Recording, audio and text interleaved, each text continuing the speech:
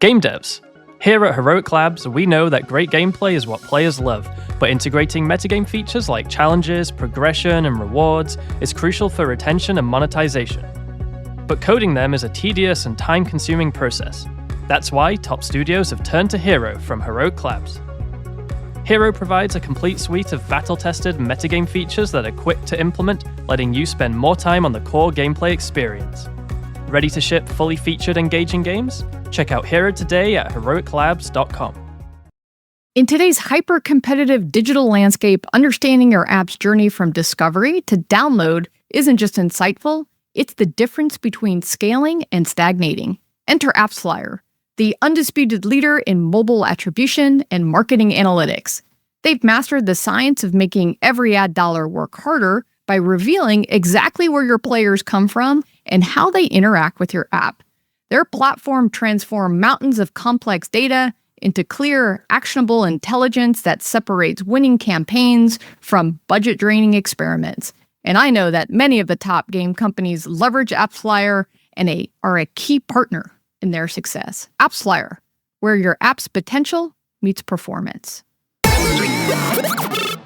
Hello, everyone, and welcome to This Week in Games 334. I'm Jen Donahoe. I filled the marketing and publishing role on the podcast. Today we have in the first spot is product, just product.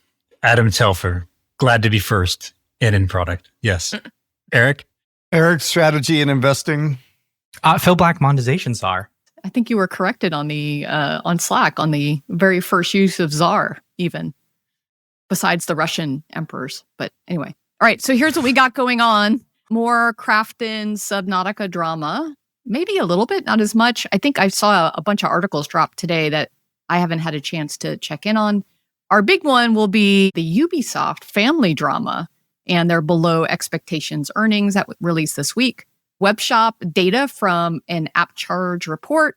Battlefield 6 is announced. Oh, crap, I didn't watch the trailer. We'll pull that up during the show. Damn, another one. It's happening. Wow. I know. It released this morning at 8 a.m. our time, but I was on a call.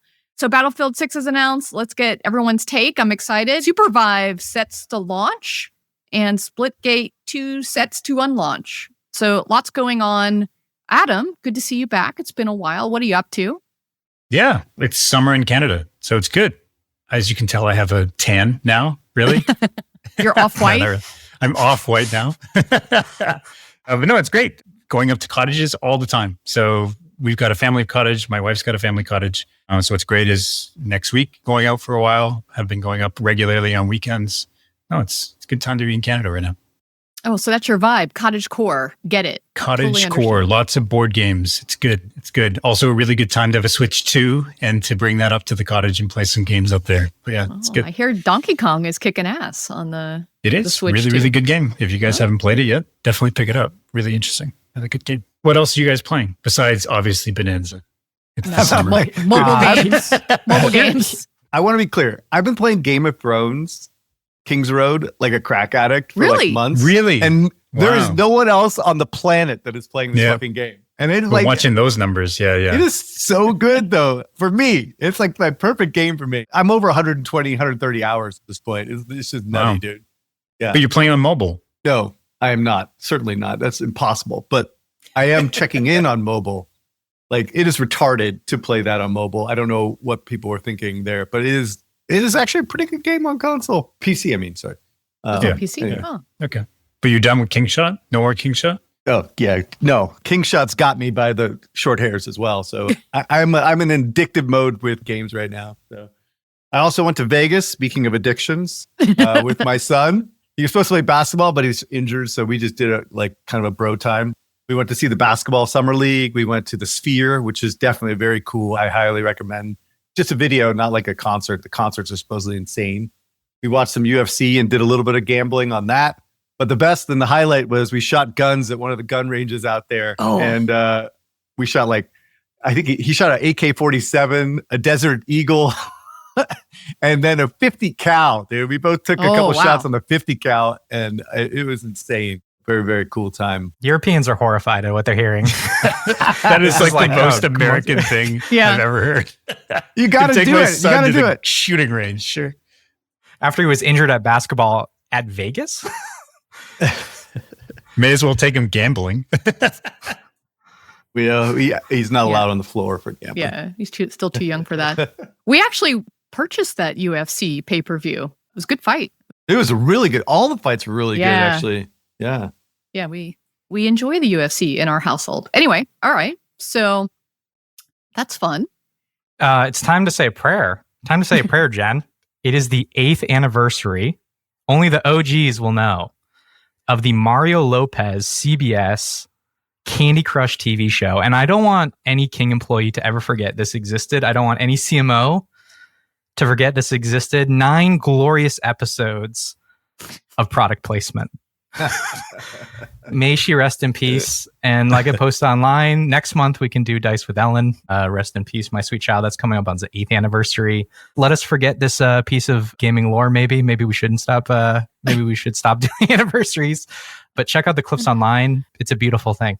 Another great fail in transmedia world. Is that what this is? The transmedia world is littered with really bad shows for the few breakout hits that happen. Maybe Dream Games is going to be next. And then Scopely, they'll come out with some kind of fucking game show bullshit. Oh my God, there was a good one. Family Game Night was actually really good on Hasbro's channel back in the day. The Lego show was pretty good on Fox. You ever watched the Lego show? It wasn't digital, but it was like people building Lego things. That was pretty good. With the voice of Batman was the... just stop. Will Arnett. Anyway, stop, Jen. Anyway, all right. So corrections. So last week I mentioned Love and Pies was the OG merge game. I didn't exactly mean that. I should clarify that what I learned from Laura was that Love and Pies was the early merge game that had like a really distinct differentiation with narrative.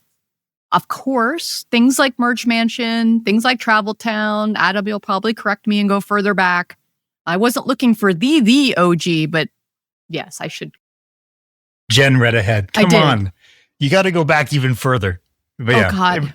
The OG I credit is Merge Town by Graham Games, which was a hyper-casual game way back in the day. Even on Deconstructor Fun, we had an article on it and was talking about it as like a very interesting new mechanic. And I would say even go back even further, then you look at Spry Fox with Triple Town, which was the OG, but it was a very small game. That one already, people were talking about it in casual studios. I remember talking about it when I was at WUGA, saying how interesting Merge was going to be. Oh, cool. All right. There you go. What else we got? Kress? All right. Well, I wanted to make a correction based upon the text of the complaint that we saw from Unknown Worlds and the Subnautica fiasco with Crafton. But I think I'm actually feeling kind of good about what I said last week.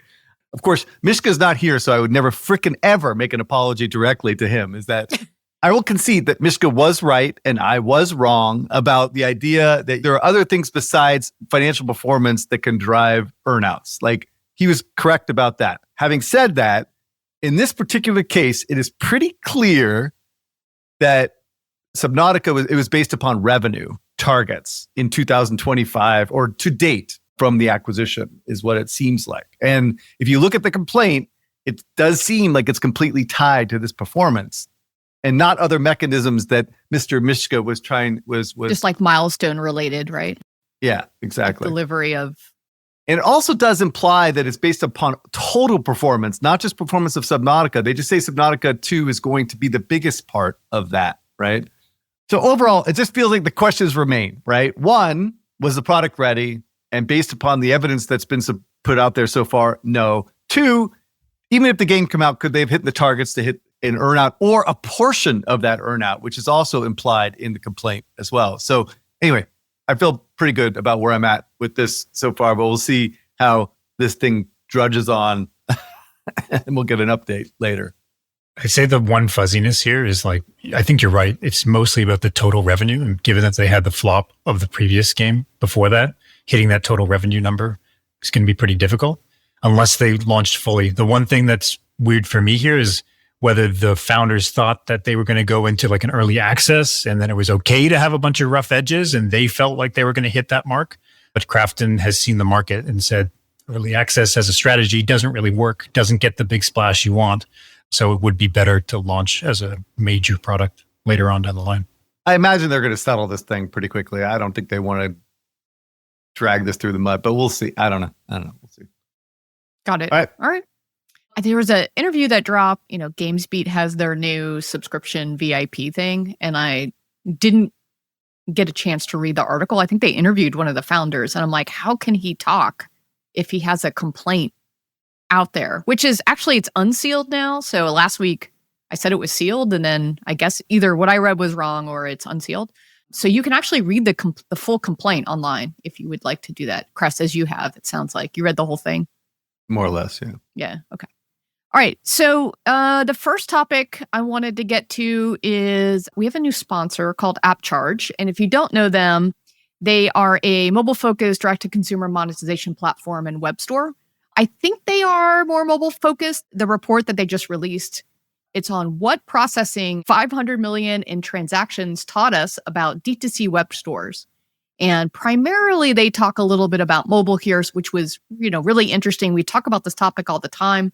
Lots of great data in here. So I wanted to do 3 takeaways. The first one, they're kind of no-does, but some of the data was interesting. So payments are local, not global. So meaning that there's not a one-size-fits-all payment solution. So I'm not sure I realized this, but globally, credit cards account for only 35% of web store transactions. So being a US person, it's all about credit cards here. But the Netherlands and Poland, only 6 or 7% of transactions are credit cards. So I thought that was pretty interesting. Players really expect localized payment methods. So it's ideal in Netherlands, Blik in Poland, and PayPal in Germany. And Miska dropped in a line. He's like, please help me understand PayPal in Germany, because every time he goes to the gym, he has to figure out how to pay with PayPal. So that's his big contribution to today, even though he's not here. So everyone at Gamescom, go do some homework so we can answer Mishka's question. So the next chart is on first-time purchases. This was kind of interesting. First-time purchases aren't necessarily, an instant purchase. You don't necessarily do it right away. So the median time to first purchase after a player's first store visit is 2.6 days. So it takes a little while. And then 80% of first-time visitors return within 30 days. However, you have to do retargeting, you have to do reminders, you have to have welcome offers for that. And so finally, the last chart I thought was kind of interesting is these are interesting stats on repeat buyers. This is our favorite dolphins or whales. I'm one of these people, so I guess I know the feeling. 50% of first-time buyers return for a second purchase. 63% of two-time buyers make a third purchase within a week. More times than I've been going to the gym lately, sadly, as I admit. I make more purchases than I go to the gym. So as a publisher, developer, you need to focus on post-purchase timing, personalized offers, and recognize that seasonality can also drive repeat conversion momentum. So all of this is just new for me to hear about WebShot data. Phil, I know you live this every day. I'm trying to cosplay a monetization person. How did I do? Does this all make sense from your... The flow stuff is the thing people should pay the most attention to from AppCharge and some of the other web shops, is how close the stuff is starting to feel like a native experience. It doesn't feel as clunky as it used to. The pop-ups you get with iOS when you need to confirm a payment, they're able to mirror some of those flows just using web UI elements. And this is, what Eric and I have disagreed with on previous casts, is how close, based on that experience, they can get to your normal in-app purchase conversion number. How seamless can they make that experience? Can they save information? And they're getting closer and closer to that. So I'm interested to see how close they can get in terms of convergence. The MMPs are really starting to be able to connect and give you data throughout the flow on those things. So it's starting to behave a little bit more like mobile native payments. And so I just think we're coming, really into the future on the idea of web shops and mobile. And if you don't already have conversations with these folks going on, and you're especially a medium to bigger studios, you should definitely be doing that with one of the many providers, if not our friends at AppCharge. All right, Kress, I'm really, let me get my popcorn ready. I am super excited. Oh, actually, first, let me just do a quick update on Ubisoft's first quarter earnings report, just to set you up for your rant. So sadly for them, their earnings were below expectations. I'm not sure we're shocked by this. They attributed this to lower than expected performance for Rainbow Six Siege. I think there was some issue with payments that they have since figured out. They also blamed an unfavorable foreign exchange rate. Oh, shocking. They always do that.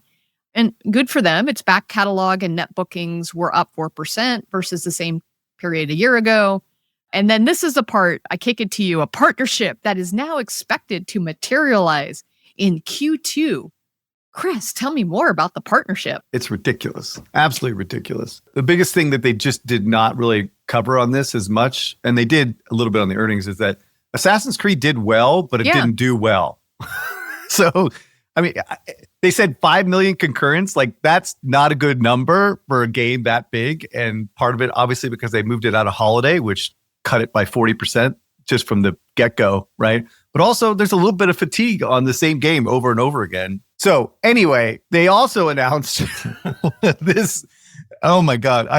I literally lost my goddamn mind. And so I had to post almost immediately to LinkedIn on this thing, because this is exactly what I was talking about. This deal with Tencent gives them absolute carte blanche to do whatever the fuck they want. And so what they did was they put his son and his cousin in charge of some of the 3 biggest IPs in the world, right? And his son was a discredited, disgraced, he was kicked out of the company, and he's never made a successful game in his goddamn life, right? And now he's in charge of 3 of the biggest IPs in the world. It is insane.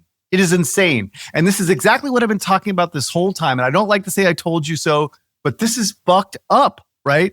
Like, he's maintaining his family power by doing these deals. And it's not good for shareholders. It's not good for employees. It's not good for their franchises. It's just not good for the industry as a whole. It's like this absolute unchecked control. So I wrote an article on LinkedIn responding to this bullshit PR thing with a bunch of smiley motherfucking faces that they all have a job that's getting subsidized by the Chinese and that they are still being run by the same fucked up family that has been fucked up for like a decade, right? And so here is the article. Oh. At what point does family led just mean family destroyed? Ubisoft has spent the past decade in continuous decline while the Guillemot family clings to power like it's 2007. Here's the highlight reel that investors could not stand, right? Creative decay, Assassin's Creed, Far Cry, Ghost Recon, once AAA, now formulaic. No bold new IPs have stuck in years. Cultural rot. Multiple executives ousted in 2020 amid serious abuse allegations, which were true. The company promised change. Very little has actually changed. Operational chaos. Projects endlessly rebooted or shelved. Skull and Bones has had more lives than the Ubisoft NFTs. Strategy roulette, VR, Web3, Battle Royale, mobile, toys to life. Ubisoft has dabbled in every fucking trend without ever succeeding or committing to any, for that matter. Ultimately, all this resulted in financial underperformance, declining margins, weak pipeline, and talent exodus. And now, the 2025 kicker is that Tencent invests in this new Ubisoft adjacent studio, which is now run by the CEO, Yves' son and cousin. Nepotism meets shareholder dilution. This isn't innovation, it's entrenchment. This isn't a turnaround story. It's a case study in why unchecked family control erodes long-term value. There is a real talent buried inside Ubisoft and absolutely amazing IP. But as long as governance is a family affair, investors should expect more of the same. Missed trends, missed earnings, and missed opportunities. It's time for Yves Guillemot to let go and for a seasoned independent operator to rebuild this once great publisher before it becomes entirely irrelevant. All right, that was the post. So after a bit of soul searching and trying to calm the fuck down and talking to a bunch of people. So here's what I think is going to happen. All right. This is why I was so incensed, right? First, choosing Charlie to head this new company is so wrong in so many ways. First of all, he's 33 fucking years old, right? He's a fucking child. All right. First of all, right? He's barely out of diapers, right? He's never released a successful game in his life, right? He has no experience running big teams. He's been working on small projects since the beginning. But the big thing here is that you have to keep in mind that having him in charge, there is no self-respecting studio lead or GM that would ever work for this guy, right? So that's the type of people that they need. But they can't get people like that because they're not working for some baby that's like put up there because of fucking nepotism, right? So likely what they're going to have is these like French yes men in charge, right? They're going to put them in place because they're the only people that will actually kowtow to a 33-year-old child, right? or hire more family, right? But ultimately, they're not going to have the right people in charge to actually get shit done, right? So anybody that's talented with ambition or drive within this company is not going to be rewarded. And this is like the culture that they've created by all this fucking bullshit nepotism, right? And second, obviously Christopher, who's his cousin, right, who's been there for 25 years, probably has never actually ever like pushed anything against Eve, right? So he was probably put there as co-CEO because they wanted an adult in the room, right? But he doesn't help at all either, right? Because he's still part of the family that's fucked up this company for the last decade, right? I'm sure Tencent was part of the reason that they have Christopher up there as well. And the big challenge that they have, and this is like, from my understanding, is that they don't have any big games until 2027, dude. They have nothing this year. They have nothing next year, dude.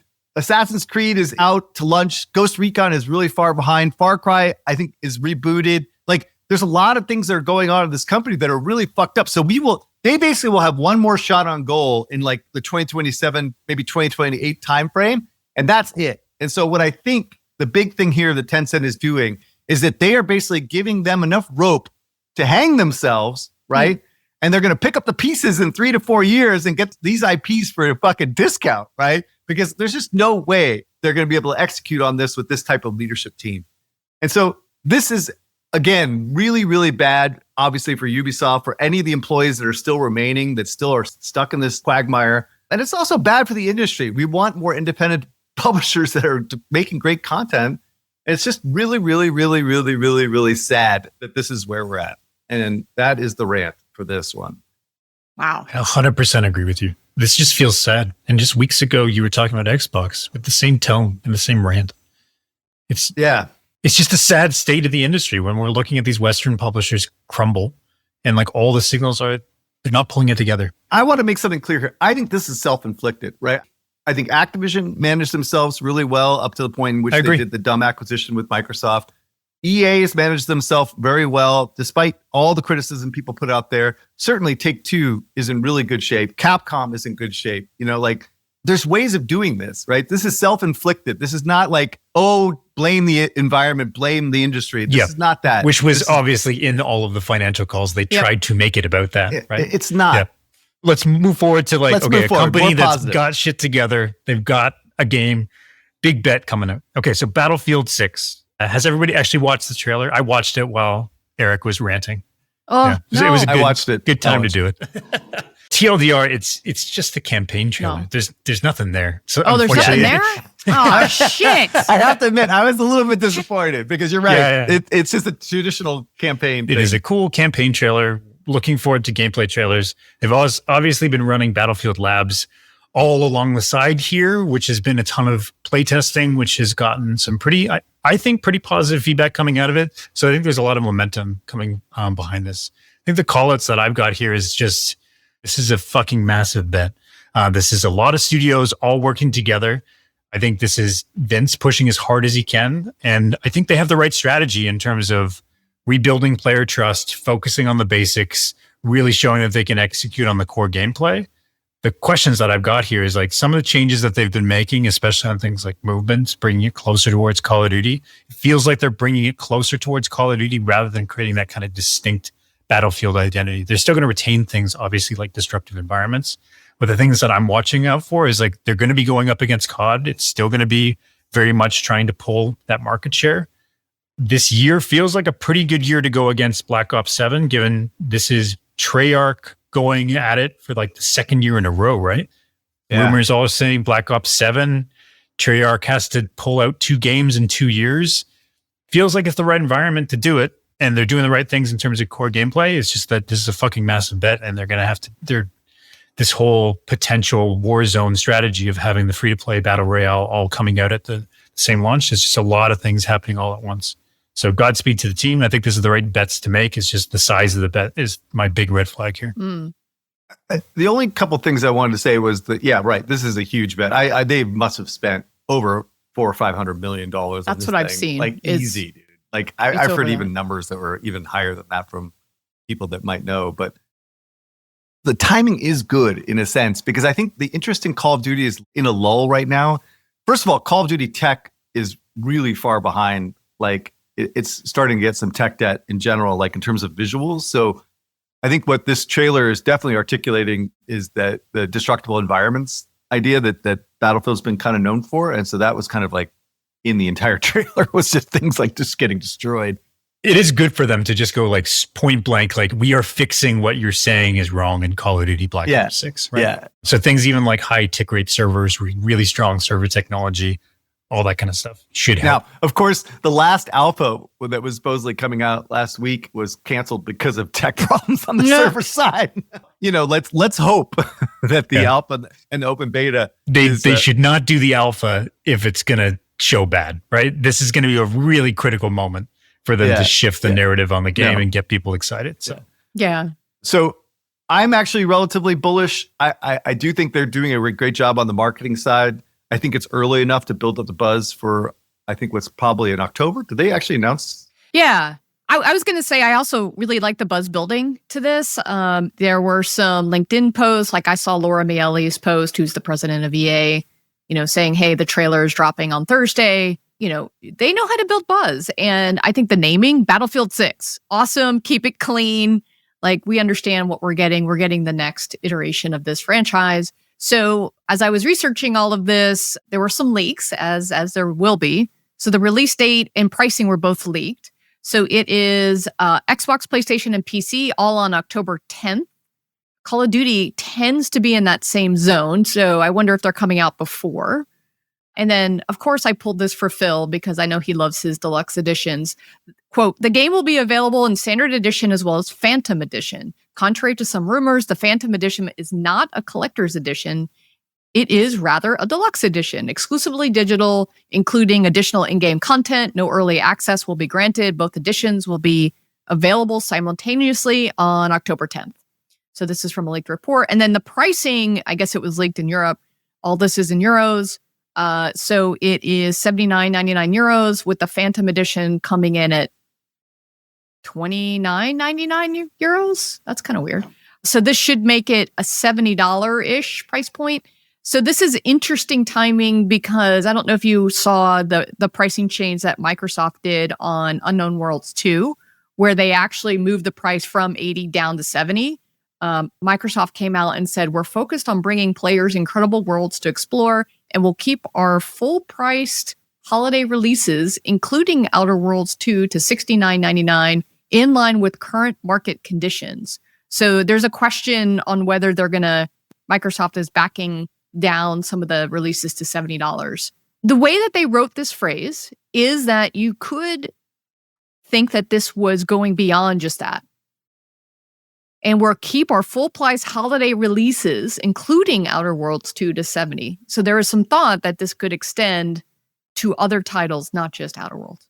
Outer Worlds was never worth $80 to begin with. Hell, it's worth $70. I think the first one came out at 50, dude. Microsoft is so over their skis right now. They have no fucking idea what they're doing at that company, right? So like mixed messages, bullshit. Anyway, back to something that's relevant is Battlefield. I think both of you are wrong about this.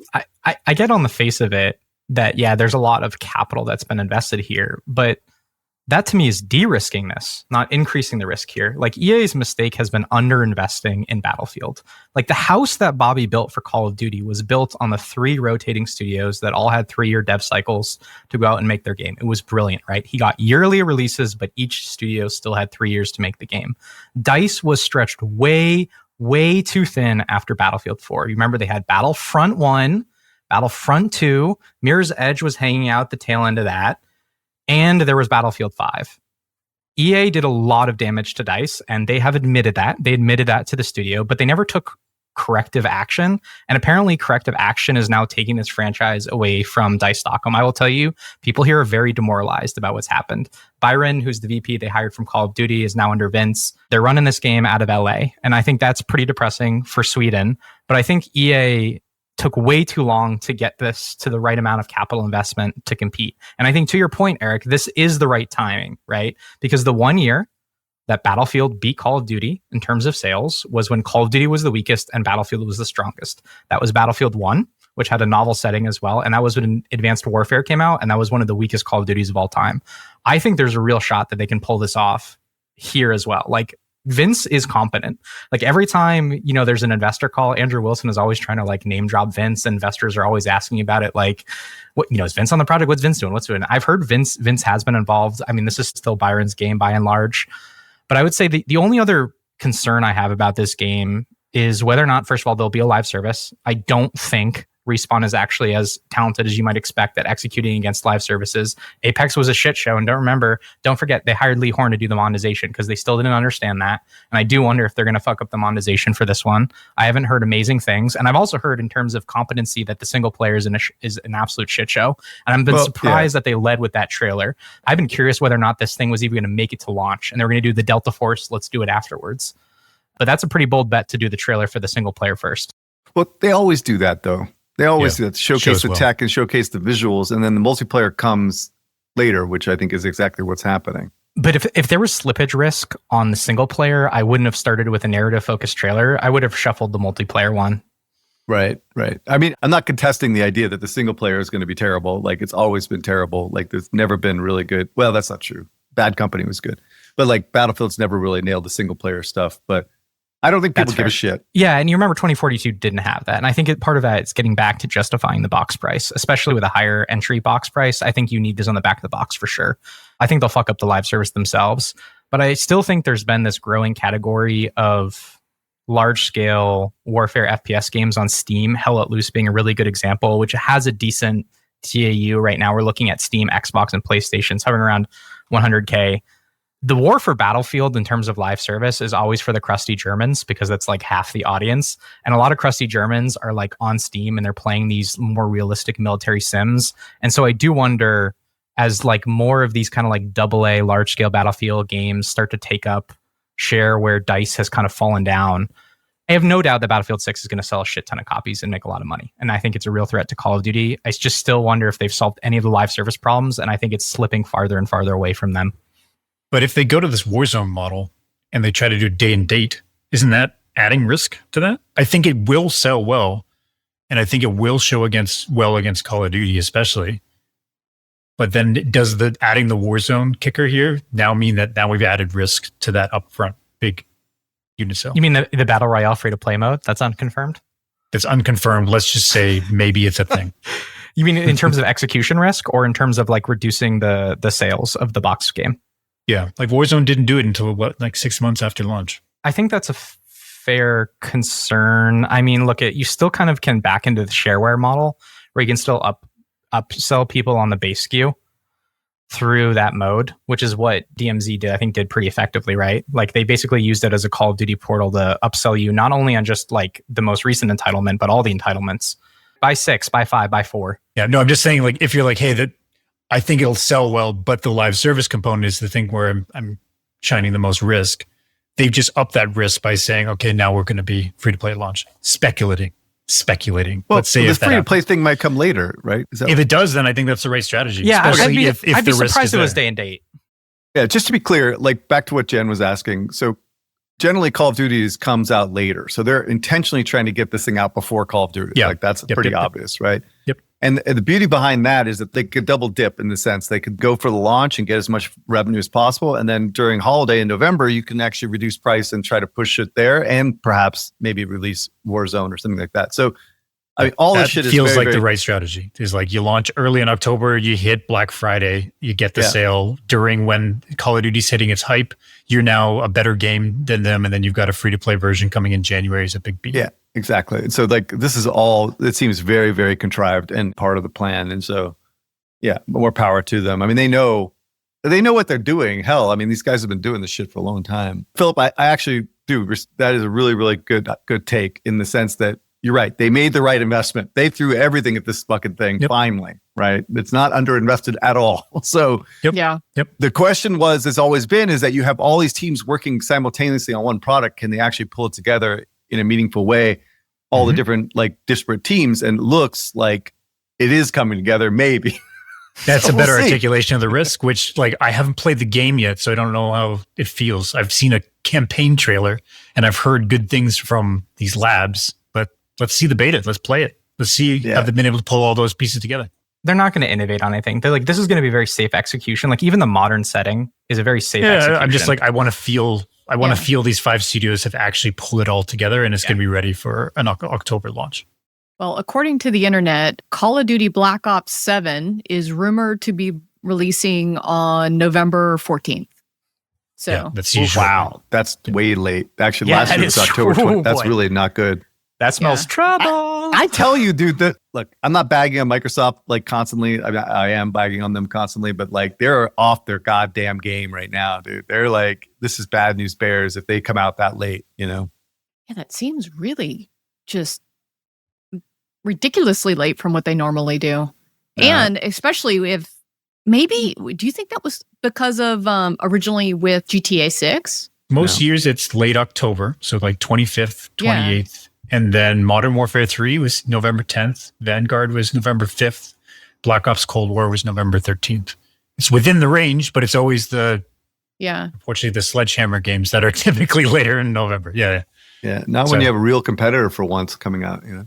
Yeah, that'll be interesting. All right. Hey, are you building a game, launching an app, or considering an acquisition? Well, in that case, Deconstructor Fund Consulting is here to help you out. We do everything from market research to go-to-market strategies to live ops optimization and due diligence. We're trusted by some of the most beloved game development companies, makers of tools and tech, as well as some of the most renowned investors. Now, if you are building, launching, or buying, don't do it alone. Do it with us. Connect by emailing to consulting@deconstructorofun.com. Stay ahead of the competition with Sensor Tower, the trusted source for mobile marketing intelligence. Whether you're tracking trends, benchmarking performance, or scouting the next big hit, Sensor Tower delivers the data that drives strategy.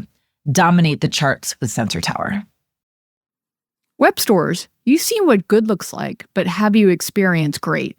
AppCharge is the direct-to-consumer platform that powers over $500 million in transactions each year for top studios.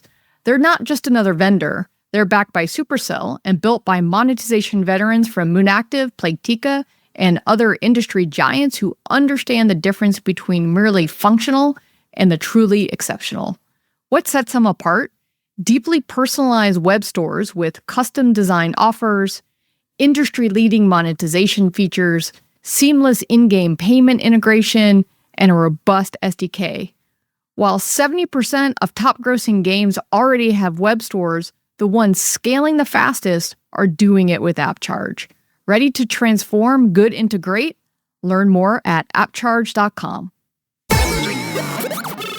So let's talk about Supervive. So Supervive is going to its full launch. It's 1.0. It'll come out today and will be available globally, including launching in China for the first time.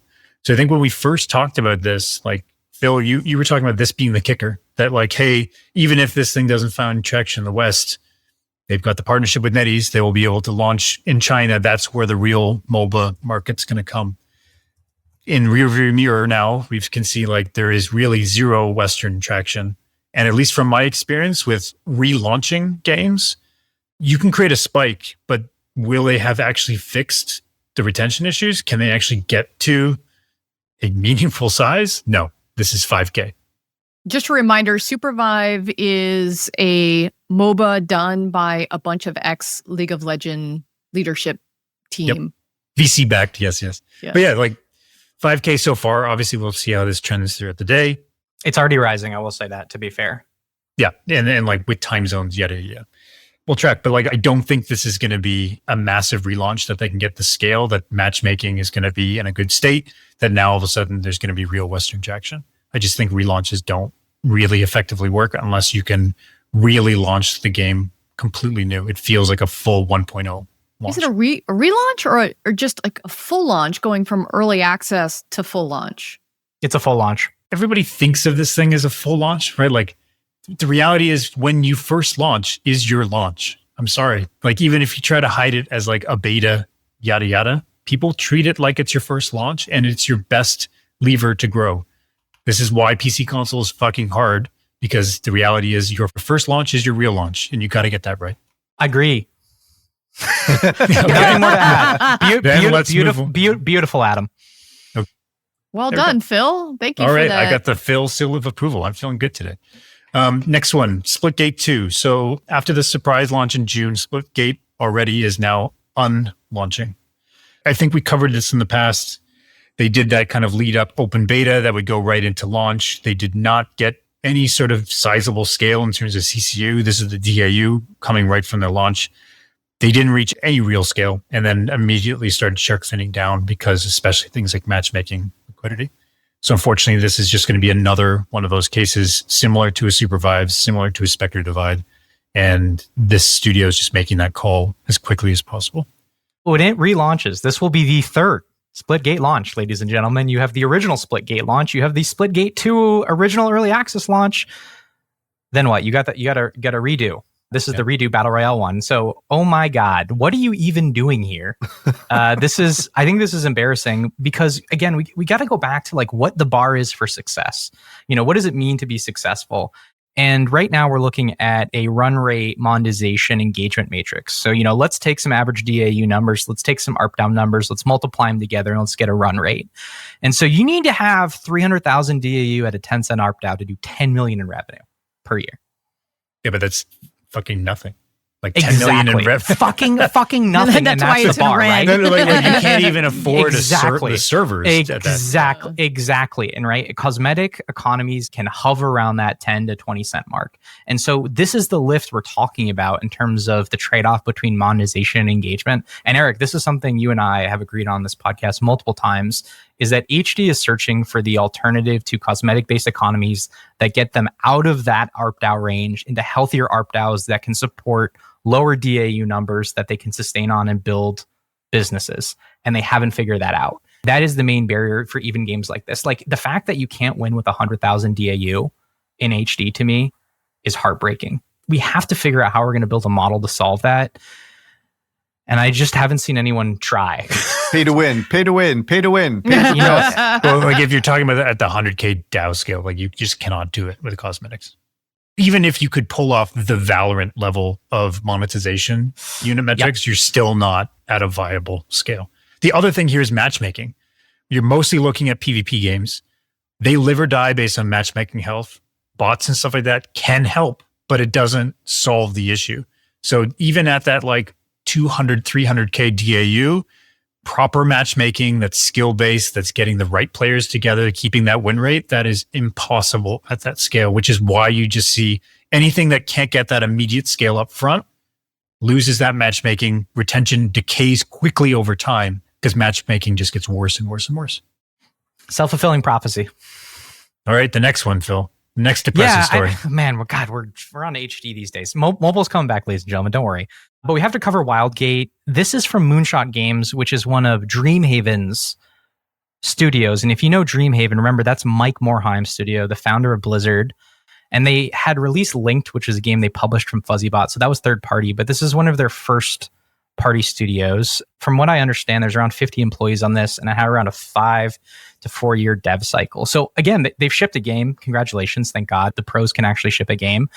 And what is Wildgate? Well, it's a PvP VE extraction royale 4-man teams. And normally I would blow this off, but from everything I understand about the game right now is there's actually a lot here, which is where I think extraction should actually go, which is combining a lot of Sea of Thieves elements, having clear win conditions. So for example, when you enter a Wildgate experience, similar to Battle Royale, you're starting the session concurrently with everyone else. There aren't people that are already in the servers. The objectives are much clearer. The social integration is much tighter. It's focusing on the ship. This is already out, and I'm really excited to play. The only problem is that there's only around 5,000 CCU, which is an embarrassing number. And I'm not quite sure what's going on with Dreamhaven. I thought they were going to come out and raise like an ungodly amount of money. And that doesn't seem to be the case. It looks like Mike Morhaim is like bootstrapping this. Like, where's the marketing push? No. Some people were saying that they basically just raised privately on their own, right? Without any fanfare. He's not bankrolling this whole thing. But there is Thunderfolk before, there is Wildgate. Yeah. I know Stormgate is a whole different thing, right? Like Stormgate was the StarCraft team. They got their own separate funding, not within Dreamhaven. They also kind of had this kind of 5K to 10K CCU scale when they launched. I don't know, like these Blizzard teams are just not executing on being able to get that initial pop. And like the big thing I'd be looking at if I was Dreamhaven is your go-to-market strategy. This game actually had a pretty unique selling point, was really differentiated, was pretty exciting from the trailers, but you can't rally the troops to get above 5K CCU. This is a big wake-up call for Dreamhaven. I don't know. Oof, that's rough. Let's see. Like Blizzard is good at staying with products, not at well, as we learned yesterday, they still have 100 people on fucking mobile game, but they're good at sticking with products. I wouldn't rule this one out. But like again, PC console like does not have this like slow and grow install curve that just does not exist. What about Vigor? I think Vigor has something similar to that. But like at tiny scale. Like, Philip, you just keep bringing up these like really small. Yeah, I'm like, what are you even talking about? Yeah. But like, look, maybe I'm wrong. Maybe over the weekend, all of a sudden, this thing has a big push. But GTM curves don't work like this. So I'm like, this is an immediate signal to me. Like, come on, guys, you have a really differentiated product that people were excited about right from the trailer. Only 5K coming up. Like, you've got to be able to jump up your marketing. And like, maybe they just haven't spent yet, but already you're losing your biggest and best window. I don't understand this. I'm sorry if I'm like coming across as an ass here, but this is a red flag for me. Still interesting things on the game design side, not just on the core gameplay we're just talking about, but I'm seeing a little bit more kind of the battle pass. How do we kind of like tweak it a little bit? And so in one of the ways they're doing progression in the game is that you have chapters and then you have various characters within those chapters, and each of those characters have their own progression track, but you can only set one active at a time. So you don't need to be playing the character even to level up their lane, which I think is pretty interesting. But like, yeah, it's all going to be buried, to your point, Adam, which is sad if it doesn't get any scale. Yeah. Speaking of scale, let's talk about the Emoji Movie. Nope, it's the Apple new emoji-based puzzle game. It's adding it to its Apple Plus news lineup. Why do we give a shit about this? I think there's been this trend. We've talked about LinkedIn having games, Snapchat, Facebook Messenger, all of these different tech platforms have games. And I'm not quite sure what's going on here. Like, what is this? You know, is this just like trying to meet an underserved audience? Like, does anyone understand what the thesis is of LinkedIn adding games, like all of these different platforms adding games? Engagement? No. I actually am an Apple One subscriber and I get Apple News. And so I actually had the pop-up come up to me yesterday. And I was like, what? I did the same thing you just did. I'm like, what is this? Emoji on news? I'm like, it's just the wrong use case. Like, this is people trying to shove games in front of people who don't want games in this experience. I'm here in this mindset to read a news article. I am not here to do something with emojis and play some sort of game experience. I think, everyone's like looking at Wordle in the New York Times and they forget that that was completely separate. It's like you're not engaging in the paper and then reading an article and then, I'm going to also do Wordle. Like, it's a different experience. So my only concern is that this satiates the Match 3 crowd and the Truckstar crowd and the Chrome Valley Customs crowd. Like, they get put out to pasture with this stuff. It's enough for them. And they don't convert to like the high monetizing, high spend up stuff we need them to. I don't think so, because I think it's difficult to get the first time trial because you're not in the mindset of engaging in the game experience. And yet that's one of the best parts of the New York Times. But remember, it was a separate company who bought Wordle. Like, it's not integrated into, I'm reading an article and then Wordle pops up and wants me to engage inside of a news article. It's separate. That's fair enough. So you're just arguing this is a poor product market fit. Correct. Okay. That's use case fit. Yeah. They want to do something different. Like, you're not in the Apple News platform looking to engage. I'm not looking for that moment.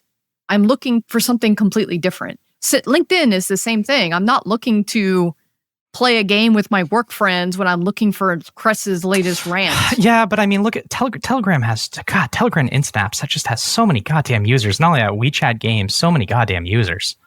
Facebook Instant Messenger, before it was banned, had a sizable DAU as well. YouTube did some hyper-casual stuff recently too. I'm not quite sure what to make of all this. Yeah, no, I think everyone's trying to add gaming, but people aren't necessarily in those mindsets.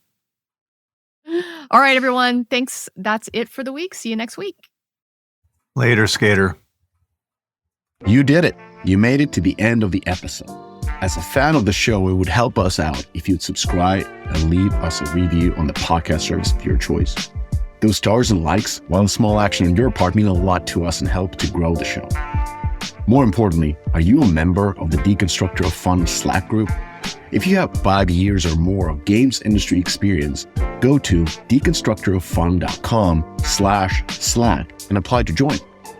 Join the games industry best professional community filled with peers always willing to lend a hand, or subscribe to our newsletter to get all the latest insights from the Deconstructor of Fun content creators.